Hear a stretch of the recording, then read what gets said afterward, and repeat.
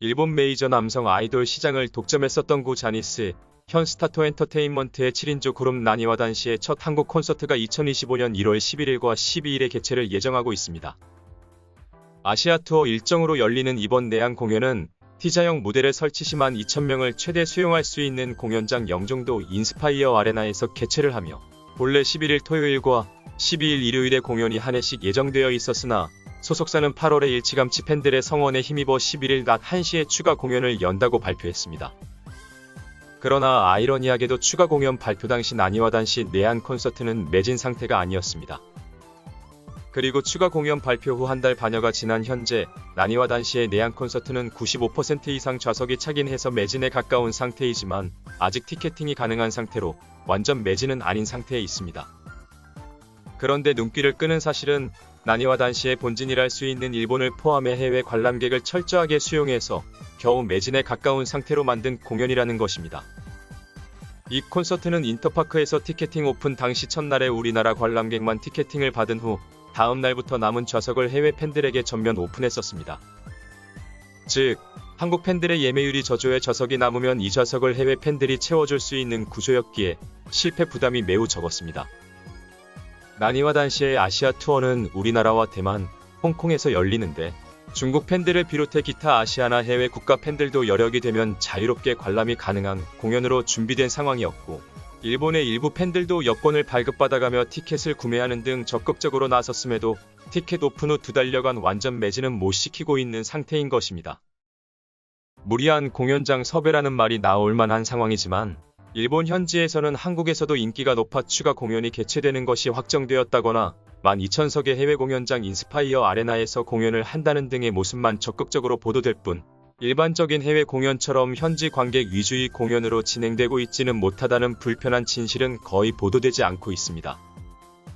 나니와 단시는 멤버 미치에다 슌스케의 주연 영화 오늘 밤 세계에서 이 사랑이 사라진다 해도가 2022년 10월 기준으로 우리나라에서 누적 관객수 119만 명, 흥행 수입 15억엔, 하나로 약 150억 원 이상의 수익을 내면서 역대 일본 실사영화 흥행 2위에 자리할 만큼 흥행을 했었고 이에 2023년 1월 25일부터 26일 양일간 미치에다 슌스케가 내한하여 무대 인사를 했었습니다.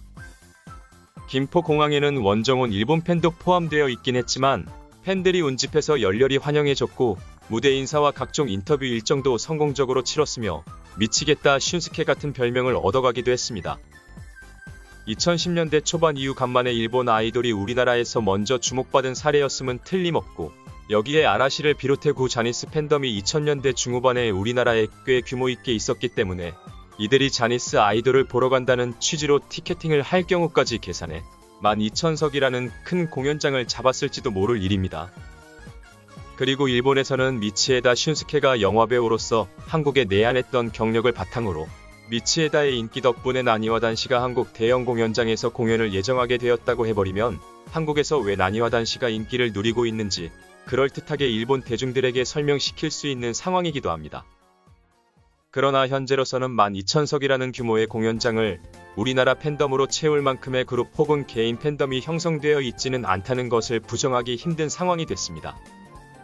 한편 나니와 단시 공연 한 달 전인 2024년 12월 7일과 8일 양일간 인스파이어 아레나에서는 일본의 인기 음악 유닛 요아소비의 콘서트도 예정되어 있습니다. 요아소비는 티켓 오픈 1분 만에 전좌석이 매진되어서 관련 보도가 한국에서도 쏟아져 나왔다 보니 나니와 단시와는 매우 대조적인 상황에 있다고 볼 수 있습니다.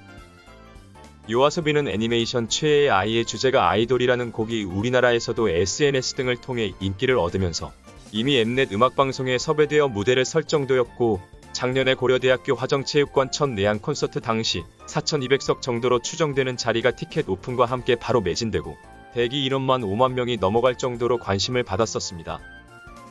이에 따라 이번 인스파이어 아레나 공연장은 충분히 매진이 가능할 것이라는 자신감으로 잡은 것이라는 풀이가 가능하고 실제로 티켓팅 1분 만에 양일간의 공연이 전석 매진되는 기염을 토하며 한국에서 그 인기를 확실하게 입증했습니다. 나니와 단시는 현재 한국에 12,000석의 공연장에 공연을 2회 예정했는데 추가 공연을 개최할 만큼 반응이 좋은 상황이라는 마케팅을 일본 내수 시장에서 가져갈 수 있는 상황을 만들었습니다.